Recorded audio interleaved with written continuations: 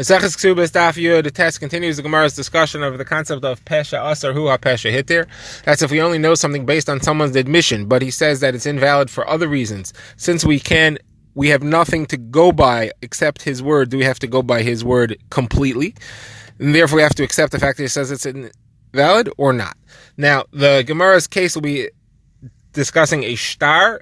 Generally, we'll be speaking about a shtar halva. That's a loan. That's where the lender comes to court with a document and he says, I lent money to the borrower now owes it to me, and the borrower denies it for whatever reason. Now the rule there is that you have to certify the shtar. You have to prove that it is a valid shtar, that it's not forged. The way to do that is that there are witnesses signed on the bottom, but you need to prove that the witnesses' signatures are valid and not forged. There are a number of ways of doing that. You could get the witnesses to agree, you could compare it to other documents, you could have the lender himself could agree that they're not forged.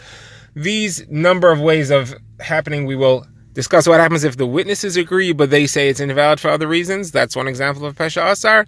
But first, we'll talk about what happens if the lender agrees, but he says, I don't owe the money for whatever reason. So the Gemara has just brought a machlokes between Rabbi Meir and the Chachamim, where the lender agrees that the shtar is not forged, but he says, I don't owe. He says, it's a valid shtar, it was written, I borrowed, but I paid it back. I don't owe the money because I paid it back. Now, generally, once a shtar is established as being valid, you can't say I paid it back. If you paid it back, why does the guy still have the contract? You're supposed to take the contract away from him once you pay it, or at least have a receipt or witnesses, some kind of proof. You can't just say I paid back a verified shtar without proof. So the question here is, though, it's only verified by his admission. So do we accept the fact that he says he paid it back or not? So the Gemara says, Rabbi Meir says, no, we don't accept it. Once he's verified the shtar, it's considered to be verified. Now we know that the loan existed and he has to prove that he paid it. The Chachamim say no. Pesha asar, pesha hitir. He's believed to say that he is, since he's the only source of verification, he is believed to say that he paid it. Now, the Gemara quotes that this halacha was said by Rav Huna in the name of Rav as a straight halacha. So the Gemara says that Rav Nachman accosted him and he said, you're stealing. You're cheating. You're claiming that this is an across-the-board halacha that everyone agrees to, but only Rabbi Meir actually holds of it. So why don't you say that halacha is like Rabbi Meir?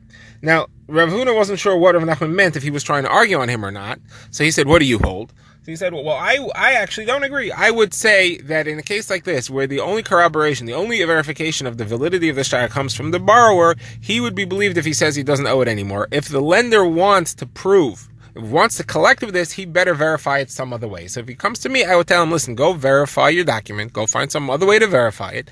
Then the borrower will no longer have a pesha asar, and then we can collect from him, even though he denies that he owes it any longer. All right, now the Gemara moves on to discuss other forms in which you could say that a shtar is invalid. So the Gemara says, Rav Yehuda says the name of Rav. If somebody says the shtar is a trust shtar, that is, it was never used for an actual loan. It's a valid shtar. It was written and signed correctly, but the loan was never made. It was given by the borrower to the lender on the assumption that a loan was going to be made in the future. The borrower trusted the lender that he wasn't going to try to collect with it unless the loan was actually made.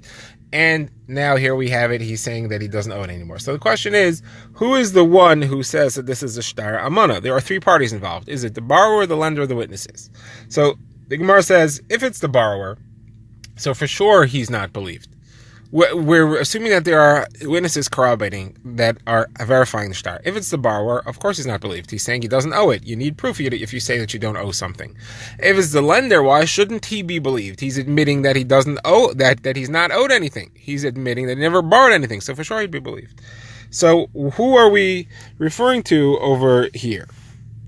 Maybe you'll tell me it's the witnesses. So then it depends if the witnesses are verified, if the signatures are verified some other way. If the signatures are verified independently, then the witnesses cannot say that this is an invalid shtar. The rule is that there are two reasons a witness would not be able to say that a shtar that he signed on is invalid. One is if he says that if the testimony that he's saying, the reason that it's invalid makes him a rasha, he's not believed to testify against himself, to say that he did a crime by signing on a false shtar. That's one. Another one is if he's just undoing the testimony that he said. By signing on it, he testified that something happened. Now he wants to say, no, it never happened. You can't do that. Here you have his signature signed on a shtar. If it's already verified, he can't go and undo the testimony. He's saying that his written signature testifies that the loan happened, and now he's verbally testifying that it didn't happen. You can't undo what you said, what you wrote. So if it's corroborated, then this halacha should not, then this halacha should be obvious that he's not believed. If, however, it is unverified, then he has a pesha asar. You only verify the signatures based on his testimony now. His testimony now is saying, yes, it's verified, but in the same breath, he says, but the loan was never made. So then you would have to believe him. What would be the reason that you would not believe him?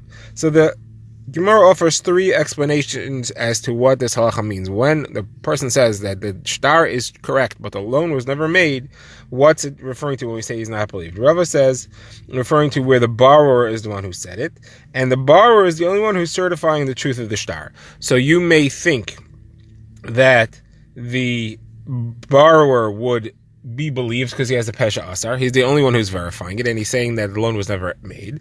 The chiddush therefore is that no, once the borrower certifies that it's made, the loan is considered to be established, and now we cannot get out of it in other ways, like we said before, in the name of Rav Huna, in the opinion of Rabbi Meir.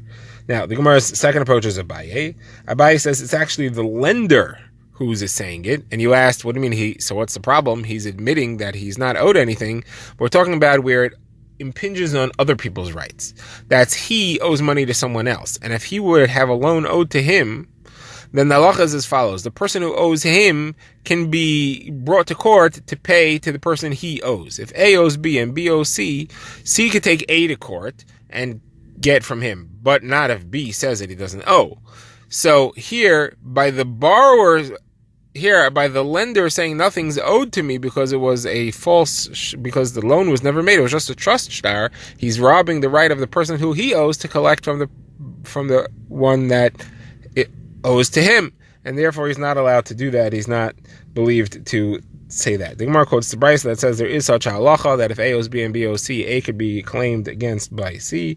The Gemara says Rabbi Nassan says that he learns it out of the pasuk in Bamidbar, which says V'nasan la'asher asham la, you should give to the one who's guilty for it.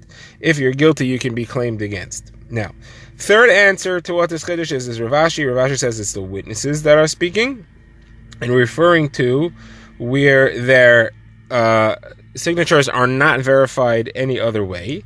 Now, you asked why shouldn't they believe? So the reason is because that there's a different problem. Although they have a pesha asar, because their signatures are not verified, pesha asar only takes care of the problem that they cannot change their testimony. It's not called changing your testimony, because in the same testimony that you're verifying, you're saying, but it was no good. That's not a new testimony. That's the verification testimony. However, here we have a different problem. That's that he's making himself into a rasha, and he's not believed to make himself into a rasha. And that's the witnesses are saying that this was a shtar amana. This was a trust shtar, but you're not allowed to have a trust shtar, and you shouldn't be signing on a trust shtar, and therefore they're testifying to wickedness, and they're not believed when they say they signed on a trust shtar. They signed on a shtar that a loan happened when the loan never actually happened, even though it was being planned on happening. Now, how do you see that a trust shtar is a rishus, that it's a incorrect thing to do? Somewhere quotes a pasuk in Eov, which says, Al tishkan ba'alecha ava, don't leave something wicked in your house. That's referring to the trust shtar, the Gemara says. So, says the Gemara, now Rav Sheshes, son of Rav Idi, says, based on what Rav Kahana said, if witnesses were to testify to a trust shtar, they're not believed because they're not allowed to. It's a rishus. Now, says Gemara, related things to this idea. Rabbi Shua ben Levi says it is forbidden for a person to keep hold of a paid shtar in his house. He's supposed to return the shtar to the borrower. He cannot hold on to it because he may end up collecting with it again. And that's derived from Al Tishkan Ba'alacha Avla, the same pasuk which we used for a trust shtar. Now, in the West, we said that the first part of the pasuk talks about a trust shtar, and the second part talks about an appeasement shtar. The first part of the pasuk is Im oven biyod charchikeyu, send evil things away from your house. That's saying don't hold on to a trust shtar. The appeasement shtar is where you gave somebody a shtar that you owe him money because he needed to be able to show that he was rich. He was trying to recruit investments or whatever it was. He wanted to show that he had money that he didn't have, so you gave him a shtar that you owe him the money. You, of course, trusted him that he wasn't going to try to actually collect. However, here he goes and he tries to collect. So you're not supposed to give a star like that to someone. He's not supposed to hold on to it. That's learned out of Al Tishkon Ba'alacha Avla. So now we have three kinds of false shtaros that were written but not meant to be collected. A shtar amana, a trust star, a shtar perua, one that's paid already, which you're supposed to get rid of, and an appeasement star. Says the Gemara, shtar perua is the biggest chiddush here. They're not allowed to hold on to it, and if you hold you're not allowed to hold on to a trust star, you're certainly not allowed to hold on to if you hold, you're not allowed to hold on to a trust star. You could be allowed to hold on to a shtar perua potentially, but if you hold, you can't hold on to a paid star. It could be that you could hold that. You certainly cannot hold on to a trust star. Why is a shtar perua the biggest chiddush? You're not allowed to hold on to it, because I may think you could hold on to it because you want to claim the salary of the scribe. The shtars had to be professionally written. You had to pay the scribe to write it. That payment comes from the borrower. The borrower is obligated to foot that bill. Sometimes he doesn't pay it right away, and you need to hold on to the document itself to force him to pay. So you may think, even though the loan is paid, you could hold on to the document to force him to pay the writer. And the chiddush here is that no, you can't hold on to that. You just have to try to collect that from him in other ways. But for that reason, it is a bigger chiddush. Says the Gemara, one other thing we could learn out of these psukim about Avla, totally independent halacha, and that's if you have a sefer, Torah, Nevi'im, Kesuvim, which was not checked for mistakes, don't keep it around. You can keep it for up to 30 days to check for mistakes. If you don't manage to check it by then, don't keep it around. You're keeping a potentially wrong sefer, which can make a problem. The Kal Yisrael that will establish the wrong Messiah based on this sefer that you have. The Gemara now moves on to talk about other situations where witnesses are verifying their signatures but saying that the shtar is invalid for other reasons. So the Gemara quotes Ula and Rav Ashi, who both say that if they want to say that it's a trust shtar, like we've been discussing up till now, they are not believed, even if they're verifying it. However, if they say that it's a forced shtar, there you have a machlokes. Now, what's a forced shtar? Forced shtar is a shtar sale, it's a bill of sale, a contract of sale, not a loan. But the seller is saying, I sold it, but I was forced, and therefore it's not valid. The purchaser held a gun to my head and said, you have to sell this to me. So here you have the witnesses that are saying, yes, we signed on the contract, it was a valid contract, everything was done correctly, except for the fact that it should be invalidated, the sale, because the seller was forced.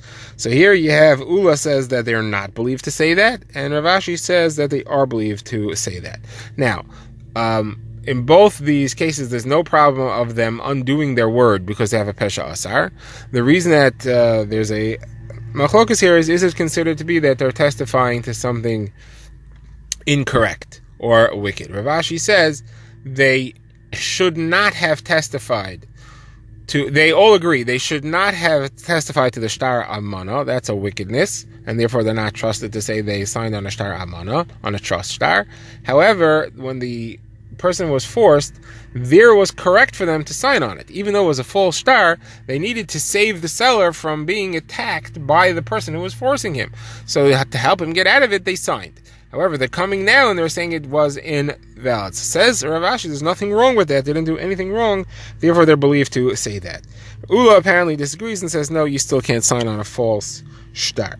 All right, now the Gemara wants to know what happens when the witnesses say something else. They say, yeah, it's a true shtar, referring to a loan, but there was a tanai, there was a condition that was made, or it was a sale, and there was a condition that was made on it.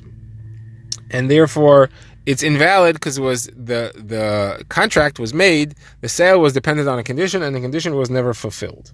So how do you look at this? So the Gemara says, do we view it as if this is a uprooting of their previous testimony? Their signature is testimony that this was a valid sale or loan, and they're saying no, it wasn't, because it was a condition, and therefore they cannot go against their previous testimony. When they sign on it, there's no indication that there was a tanai, or do we view this as a separate testimony? The signature doesn't say there was no tanai. The signature says this sale or loan was made. It does not say whether there was a tanai or not. Now they're coming and they're saying a new testimony, not contradicting the old one. They're saying the sale or the loan was made, but there was a condition and the condition wasn't fulfilled. So how do we view this over here? That is a Gemara's Shaila. Says the Gemara, this question was asked from Rav to Rav Nachman. Rav Nachman answered, we do trust that the condition exists, and therefore we will tell the person who's claiming, go fulfill your condition. You can't claim until then. Now the Gemara quotes a statement on the subject from Rav Papa, discussing where there was only one witness who said there was a Tanai. He had two witnesses signed on the star. They verified their signatures. One said there was a condition. So Rav Papa said that you don't trust the one because it's 1 against 2. The two signatures that signed on it are testifying that there was no condition. The one is saying there is a condition. 1 against 2, you don't believe him. So the Gemara says, hold on a second. If you don't trust the one, you also shouldn't trust them if both of them are saying that there was a condition. Because if it's considered to be contradicting the original signed testimony, then they can't contradict themselves. That's trying to undo their original testimony. They're not believed to undo their original testimony. So the same thing should be true, even if only the same halacha should be true, that they're not believed, even if both of them say that there was a condition here. Says the Gemara, the halacha is like that. This is Rav Huna Breda of Yeshua who said that, and that the two are not believed either.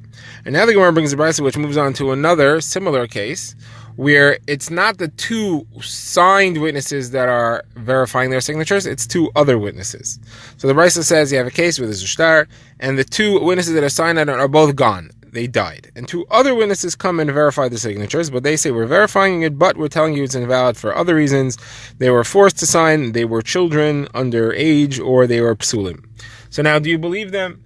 Do you say they have a pesha asar since they're the ones that are verifying it? So the brisa says, of course, if it's independently verifiable in other ways, either by other witnesses or by comparing the signatures to another shtar which is verified, then of course we're not going to trust them when they say that it is invalid. However, if they're the only ones that we have, they are the only way to verify the signatures, then we believe them.